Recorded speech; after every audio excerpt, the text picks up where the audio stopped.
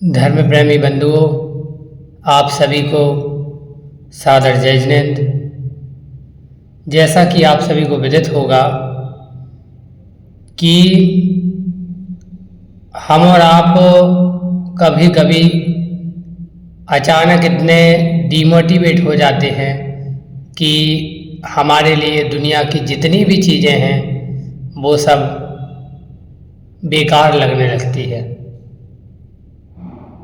यहाँ तक कि हमारा मन कभी कभी धर्म करने के लिए भी ऊब जाता है। हमारे लिए ऐसा लगता है कि हम धर्म भी क्यों करें। तो हमारा सभी से निवेदन है, जब हमारी ऐसी अवस्था हो जाए, जब हमारा मन डीमोटिवेट हो जाए और उसको मोटिवेट करना हो, उसको धर्म में लगाना हो, तब आप पूज्य प्रमाण सागर महाराज जी का जो भावना योग है उसकी शरण लें। रोज प्रतिदिन आप 3 बजे उठे, 3 से 6 बजे तक इसमें ब्रह्म मुहूर्त रहता है। 3 से 6 बजे तक आप 3 से 6 बजे तक के बीच में आप कभी भी भावना योग करें या पूज्य ब्रह्म सागर जी का अरहम योग करें, अरहम ध्यान योग। मैं अपने स्वयं का अनुभव बताता हूँ आपको। मैंने भी जब पूज्य ब्रह्म सागर जी और प्रमाण सागर महाराज जी का भावना योग और अरहम योग किया, तब मैंने भी अपना स्वयं का अनुभव मैं आपके बीच में रख रहा हूँ। मैंने स्वयं देखा कि हमारे जीवन में भी एक नया बदलाव आया। तो हमारा आप सभी से भी निवेदन है कि आप सभी भी भावना योग से जुड़ करके या अरहम योग के माध्यम से या उससे जुड़ करके अपने जीवन को एक नई दिशा दें। और हमारा निवेदन है कि पूज्य प्रमाण सागर महाराज जी ने बहुत अच्छी बात कही थी एक बार भावना योग को बताते हुए कि भावना, जैसे किसी ने कहा भी है, जैसा सोचोगे तुम वैसा बन जाओगे, जैसा सोचोगे तुम वैसा बन जाओगे, जैसा कर्म होगा वैसा फल पाओगे, ऐसा किसी ने कहा है। और पूज्य प्रमाण सागर जी भी हमेशा कहते हैं, जैसी भावना होगी वैसा जीवन होगा। तो हमारा आप सभी से निवेदन है कि एक बार पूज्य प्रमाण सागर महाराज जी ने भावना योग को बताते हुए कहा था कि अपने ग्रंथों में भी आया है। एक बार एक शिष्य गुरु के पास गया और गुरु से कहा कि गुरुदेव मुझे आत्मा का ध्यान करना है। गुरु से क्या कहा? मुझे आत्मा का ध्यान करना है। तो गुरु ने कहा हो जाएगा, आत्मा का ध्यान हो जाएगा। गुरु ने ये कहा, पहले आपको आत्मा का ध्यान करना है, आप एक काम करो, पहले आप मैं भैंसा हूँ, मैं भैंसा हूँ, मैं भैंसा हूँ, महिषो हम, महिषो हम, महिषो हम, इसका ध्यान करो। महिषो हम मतलब संस्कृत में भैंसे को महिषो हम बोलते हैं। तो भैंसे का ध्यान करो। तो वो शिष्य गुरु की आज्ञा लेकर के एक कोई शिला के नीचे गुफा बनी थी, जो वहाँ पर जा कर के 3 दिन तक ना तो उसने कुछ खाया ना पिया और ध्यान करता रहा। किसका? महिषो हम, महिषो हम, महिषो हम, मैं भैंसा हूँ, मैं भैंसा हूँ, मैं भैंसा हूँ, इसका ध्यान करता रहा। ये ध्यान करने से 3 दिन हो गए ध्यान करते करते। उसी समय जो जिस गुरु ने कहा था कि तुम इसको महिषो हम का ध्यान करो, वो गुरु आए और उन्होंने आकर के क्या देखा? कहा शिष्य उठो, हो गया तुम्हारा ध्यान, कैसी तुम्हारी गुफा, मतलब वो ऐसा कहने लगे। उसी समय क्या हुआ कि वो शिष्य कहता है कि गुरुजी मैं शिष्य थोड़ी हूँ, मैं तो भैंसा हूँ, मेरी बड़ी बड़ी सींगें हैं, उसके कारण गुफा का द्वार छोटा है, मैं कैसे निकल पाऊंगा। मतलब उसको अनुभूति किसकी हो गई? उसने महिषो हम कहते कहते मैं भैंसा हूँ, मैं भैंसा हूँ, मैं भैंसा हूँ कहते कहते किसका वो कर लिया उसने? भैंस का अनुभव कर लिया, भैंस जैसा अपने आप को बना लिया।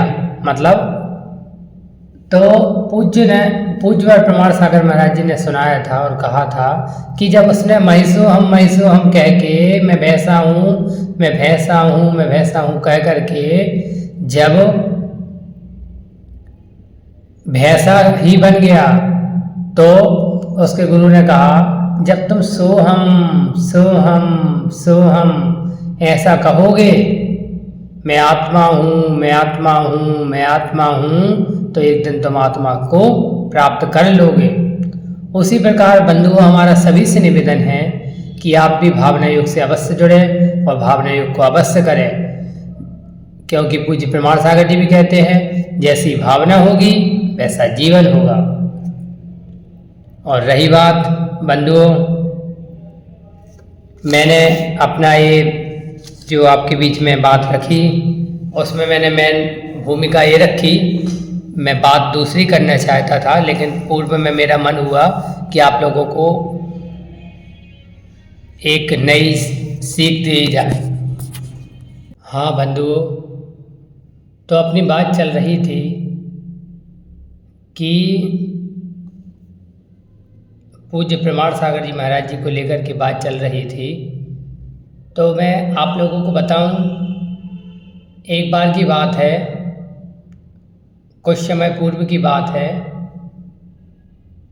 पूज्य प्रमाण सागर महाराज ने जयपुर से महावीर जी की पैदल यात्रा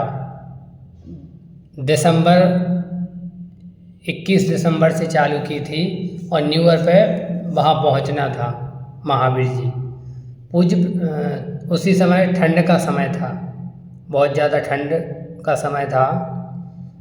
तो सभी ने पूज्यवर से कहा कि महाराज श्री हम लोगों को ठंड लगेगी, हम लोग कैसे यात्रा करेंगे, कैसे नंगे पैर चलेंगे जो पद यात्रा में जाना है उसमें। तो महाराज ने एक ही बात कही कि एक सूत्र देते हैं हम तुम्हारे लिए। महाराज श्री ने कहा कि ये कहना जब भी आपको ठंड लगे तो ये चीज़ कहना कि ठंड अपना काम करेगी और हम अपना काम करेंगे।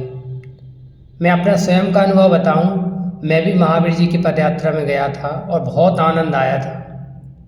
मैंने भी इस सूत्र को अंगीकार किया अपने जीवन में। मैंने भी गुरुदेव के बताए हुए मार्ग पर जो सूत्र बताया उस पर मैं भी चला, तो मैंने भी देखा कि जो ठंड थी वो नहीं लगी। क्या हो जाता है, कहते हैं ना, उपयोग बदल जाए ना तो सब चीज़ बदल जाती है। उसी प्रकार से महाराज जी ने जो कहा वही चीज़ ये भी है। और मैं आपको बताऊं, एक चीज़ और हमारी अनुभव में है। एक बार पूज्य सुधा सागर जी महाराज जी, निर्यापक श्रवण मुनि पुंगव सुधा सागर महाराज जी ने जिज्ञासा समाधान के माध्यम से किसी को बताया था, वही बात मैं आपको बीच में रख रहा हूँ, यह रखने का प्रयास कर रहा हूँ आपके बीच में।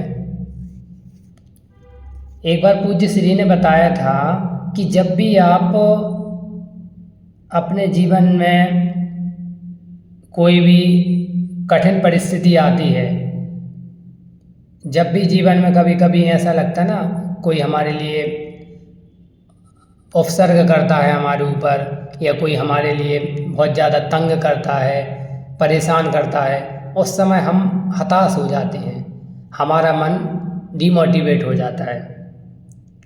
तभी पूज्य सुधा सागर महाराज जी ने बताया था कि क्या किया करो, जो समाधि मरण पाठ बड़ा, इसको मृत्यु महोत्सव पाठ भी कहते हैं, सूरज चंद जी ने इसको लिखा है।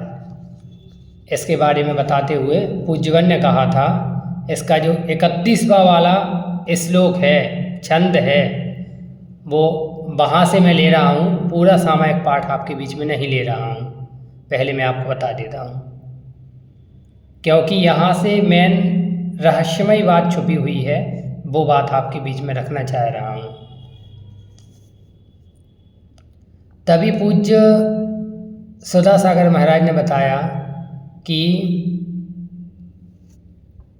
जो इसमें जो साधु संत है, कैसे कैसे, जैसे सुकमाल महामुनि राज हुए, उनको शालनी खा रही थी, लेकिन उसके बावजूद भी वो डिगे नहीं, वो स्थिर रहे।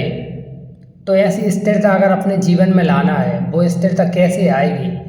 तो महाराज जी ने कहा, जब भी आप डिमोटिवेट हो जाए, जब भी आपको ऐसे कष्ट आ जाए जीवन में, तो आप क्या करो? ऐसे मुनिराजों का ध्यान करो, ऐसी चीज़ों को पढ़ो। मैं अपने स्वयं का अनुभव आपके बीच में रख रहा हूँ। आप बार बार सोच रहे होंगे कि ये स्वयं का अनुभव अपना बीच में रख रहे हैं। हकीकत बता रहा हूँ मैं आपको, मैं कोई झूठ नहीं कह रहा हूँ। आपको विश्वास ना हो तो आप स्वयं करके देखिए। पूज्यवर सुधा सागर महाराज जी भी ऐसा कहते हैं। तो मैं आपको वही चीज़ बता रहा हूँ कि मैंने स्वयं इस चीज़ को, जब ठंड का समय था, मैं राजस्थान में था, राजस्थान में रहता था मैंने स्वयं देखा कि इतनी ठंड होती थी, इतनी ठंड, बहुत ज़्यादा ठंड होती थी जनवरी माह में। अब मुझे जब ठंड लगती थी तो मैं इसी का ध्यान करता था कि वो कैसे मुनिराज है सुकमाल स्वामी, वो कैसे मुनिराज है गजकुमार मुनि, उनके ऊपर तो सिगड़ी रख दी जलती हुई सिर पर, उसके बावजूद भी वो डिग नहीं रहे, उसके बावजूद भी वो अपना ध्यान भंग नहीं कर रहे। और हम कैसे हैं, हमारे लिए थोड़ी सी सर्दी लग गई तो हम उस पर ही रो रहे, उसका ही रोना रो रहे कि हमें सर्दी लग रही, सर्दी लग रही, सर्दी लग रही। और कभी भी ये शब्द तो बोलोगे नहीं कि मुझे सर्दी लग रही। ये क्या होते हैं? निगेटिव शब्द होते हैं। पॉजिटिव वर्ड बोलो ना, सर्दी है ही नहीं तो लगने की क्या बात है। ऐसे पॉजिटिव वर्ड को इस्तेमाल करो। तो बंधुओं, हमारा सभी से निवेदन है, मैं जो सामायिक पाठ बढ़ा है वो पूरा नहीं ले रहा हूँ। इसमें मेन जो बात हमें आपके बीच में रखनी है वो मैं यहाँ 31वां जो छंद है वहाँ से लेकर के और पूरा आपके बीच में रखूँगा।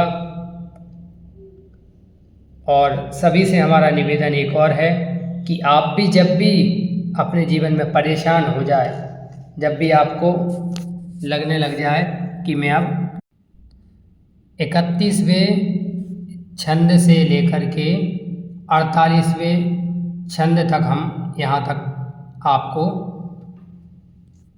वो आपके बीच में बात रख रहे हैं। इसको आप पढ़ोगे या सुनोगे या इसका चिंतन करोगे, मैं तो आप इसका चिंतन करोगे, सुनने के बाद एक एक साधु का ध्यान करोगे, तब आपके अंदर स्थिरता आएगी। मुझे विश्वास है, पूज्यवर ने जो बात कही है उसका भी विश्वास है, और मैंने जो अपना अनुभव स्वयं का रखा आपके बीच में वो भी मुझे विश्वास है। अगर आप इसका फॉलो करोगे इसको, तो आपके अंदर बहुत ही दृढ़ता आएगी और आती ही है। और एक बार पूज्य विनम्र सागर महाराज जी ने भी कहा था, मैंने अभी कुछ दिन पहले पूज्य विनम्र सागर जी महाराज को सुन रहे थे, तो विनम्र सागर महाराज जी ने बहुत अच्छी बात कही, जो कि आचार्य श्री विद्यासागर जी के शिष्य हैं, अभी बांसवाड़ा राजस्थान में विराजमान है। तो मैंने उनको सुन रहा था मैं, तो महाराज जी ने बहुत अच्छी बात कही थी। एक बार किसी ने कहा, मतलब आचार्य श्री जी ने कहा होगा कि मतलब बताया था कि देखो श्यालनी उनको खा रही है सुकमाल स्वामी मुनिराज को, उसके बावजूद भी वो स्थिर हैं, अपनी आत्मा में लीन हैं। तभी एक साधु ने उनके संग में, जो निर्णय सागर महाराज जी है अभी, उन्होंने सुना तो उन्होंने कहा मैं भी इस तरह का प्रयास करूँगा करने का। तो उन्होंने क्या किया कि वो एक स्थान पर बैठ गए, खुले स्थान पर एक दिन पूरे बैठे रहे, और बैठे बैठे बैठे बैठे उनके ऊपर उन्होंने क्या किया, उनके ऊपर शरीर पर जितने भी मच्छर बैठ रहे हैं वो एक भी नहीं उड़ा रहे। अब वो पूरे दिन ऐसे ही बैठे रहे, ना हाल लिया ना कुछ किया। अब दूसरे दिन आचार्य श्री के पास बात गई कि इन्होंने ऐसा किया है। तो आचार्य श्री ने कहा, देखो मैंने सिर्फ मात्र कहा और मेरे एक शिष्य ने करके ही दिखा दिया। तो हमारा कहने का मतलब ये है कि जरूरी नहीं है कि श्यालनी ही हमारे लिए खाए तभी मैं ध्यान करूँगा।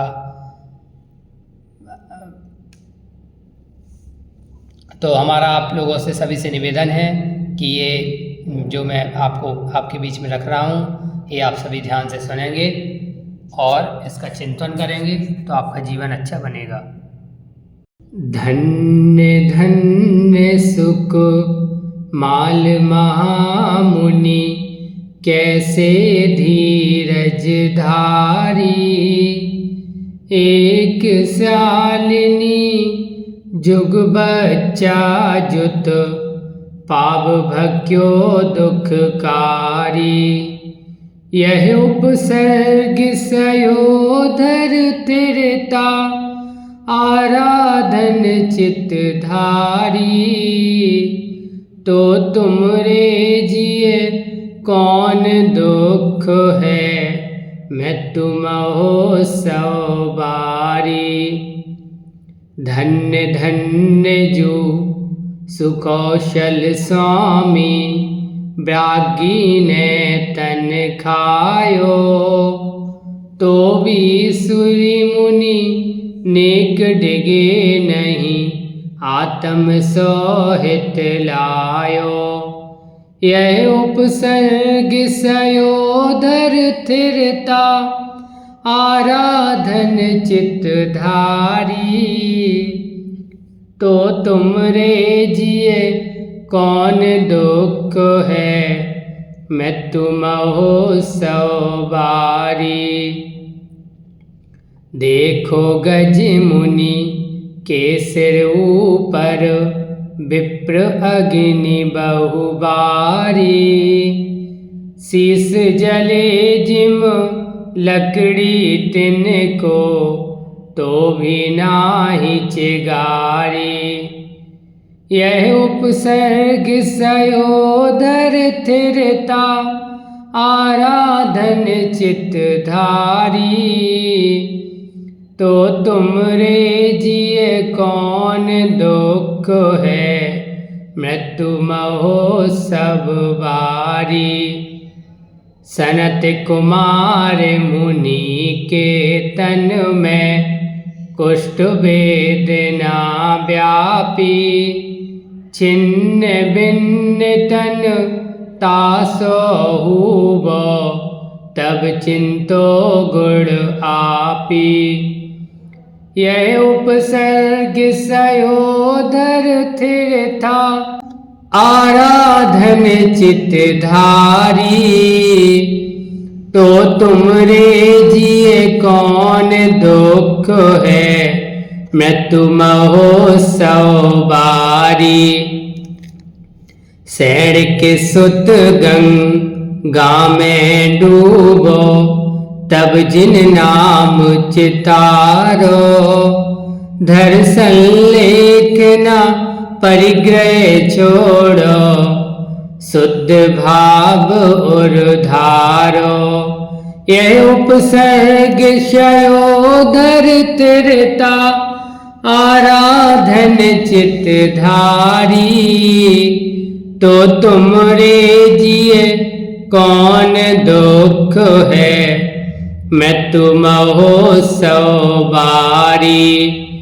समंत भृद्य मुनि बर के तन में क्षुधा वेदना आई। तो दुख में मुनि नेक न डेग्यो, चिंतो निज गुण भाई। यह उपसर्ग सयोधर थिरता आराधन चित धारी। तो तुमरे जिए कौन दुख है, मृत्यु महो सौ बारी। ललित घटाधिक 30 दोय मुनि कौशाम्बी तट जानो। नदी में मुनि बह कर मुँह बेसो दुख उन नाही मानो। यह उपसर्ग सयोधर तिरता आराधन चित धारी। तो तुमरे जिए कौन दुख है मृत्यु महोत्सव बारी। धर्म घोष मुनि चंपा नगरी बाह्य ध्यान धर ठाड़ो। एक मास की कर मर्यादा तृषा दुख सह गाड़ो। यह उपसर्ग सयोधर तिरता आराधन चित धारी। तो तुमरे जिए कौन दुख है मृत्यु महोत्सव बारी। श्री दत्त मुनि को पूर्व जन्म को बैरी देव सुआके। विक्रिय कर दुख शीत सनो सो सयो साधु मन लाके। यह उपसर्ग सयोधर तिरता आराधन चित धारी। तो तुमरे जिए कौन दुख है मृत्यु महोत्सव बारी। वृषभ सेन मुनि उष्ण शिला पर ध्यान धरो मन लाई। सूर्य घाम अरु उष्ण पवन की वेदन सही अधिकाई। यह उपसर्ग सयोधर थिरथा आराधन चित धारी। तो तुमरे जिए कौन दुख है मृत्यु महोत्सव बारी। उभय घोष मुनि काकनंदीपुर महावेद ना पाई। बैरी चंदन सब तन छेदो दुख दीनों अधिकाई। यह उपसर्ग सयोधर तिरता आराधन चित धारी। तो तुमरे जिए कौन दुख है मृत्यु महोत्सव बारी। विद्योच्चर ने बहु दुख पायो तो भी धीर न त्यागी। शुभ भावन सो प्राण तजे निज धन्य और बड़ भागी। यह उपसर्ग सयोधर थिरथा आराधन चित धारी। तो तुमरे जिए कौन दुख है मृत्यु महोत्सव बारी। पुत चिलाती नामा मुनि को बैरी ने तन घातो। मोटे मोटे कीट पड़े तन तापर निज गुण रातो। यह उपसर्ग सयोधर थिरता आराधन चित धारी। तो तुमरे जिए कौन दुख है मृत्यु महोत्सव बारी। ढंढक नामा मुनि की देही बाड़न करे अरिभेदी। तापर निक डिगे नहीं बे मुनि कर्म महारी पूछे दी। यह उपसर्ग सयोधर थिरता आराधन चित धारी। तो तुम रे जिए कौन दुख है, मृत्यु महोत्सव बारी। अभिनंदन मुनि आदि 500 घानी पेल जुमारे। तो भी श्री मुनि समता धारी, पूरब कर्म विचारे। यह उपसर्ग सयोधर थिरता आराधन चित धारी। तो तुम रे जिए कौन दुख है, मृत्यु महोत्सव बारी। चाणक्य मुनि गो धर के माही, मुद अग्नि पर जालो।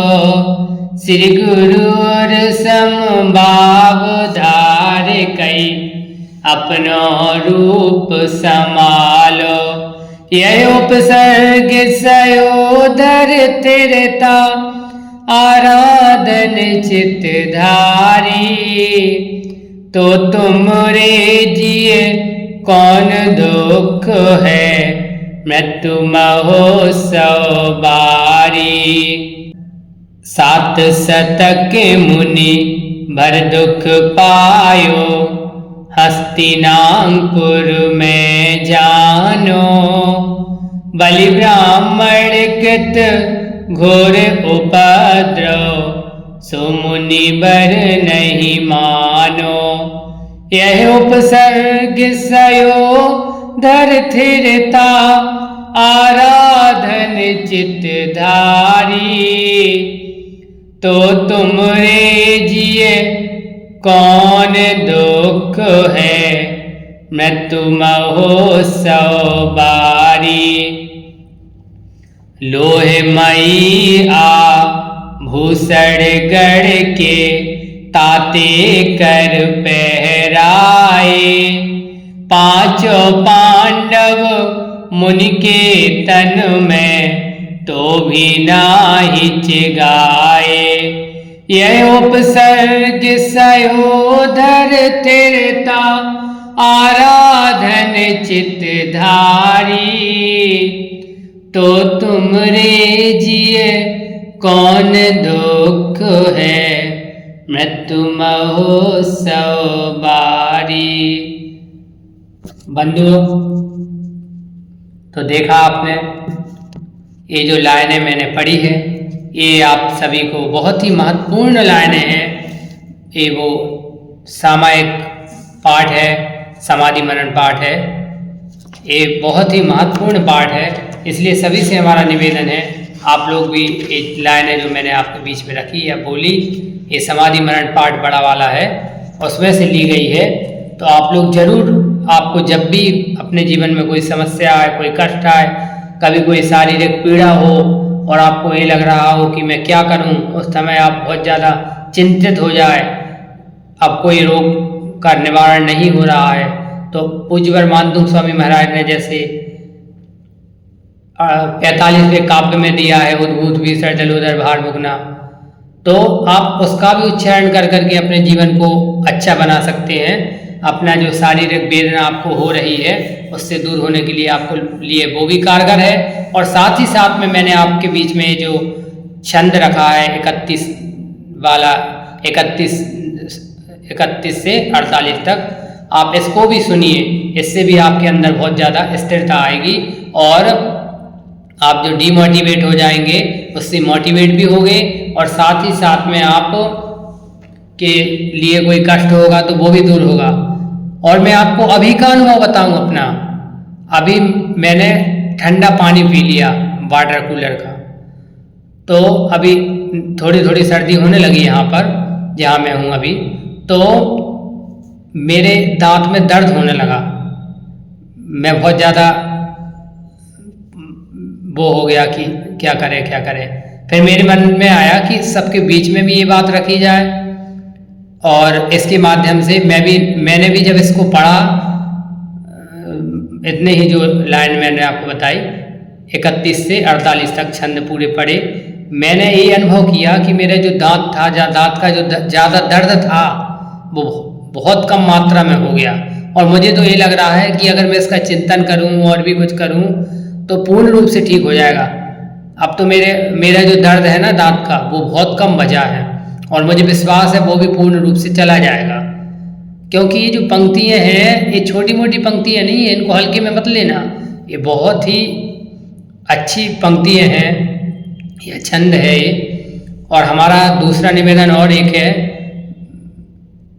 कि जब मैं पूज्य सुधा सागर जी महाराज जी के पास था, जब पूज्यवर ने हमें समयसार ग्रंथराज पढ़ाया, समयसार जो ग्रंथ है उसको पढ़ाया, जब पूज्यवर ने सुधा सागर महाराज ने, जो पूज्यवर आचार्य कुंद स्वामी महाराज का लिखा हुआ है, तो महाराज श्री ने बहुत अच्छी चीज़ बताई थी एक और, कि जब भी आप जीवन में बहुत परेशान हो जाएं या आपको बहुत कठिनाई का सामना करना पड़े जीवन में, तो आप एक गाथा बताई थी पूज्यवर ने, सुधा सागर जी ने, महाराज ने, कि जब भी जैसे कभी कोई शारीरिक पीड़ा होने लगे या कुछ भी तकलीफ होने लगे तो आप इसको पढ़ लेना। और मैंने कई बार उसको पढ़ा भी, और पढ़ने के बाद में मेरा वो रोग भी ठीक भी हुआ है।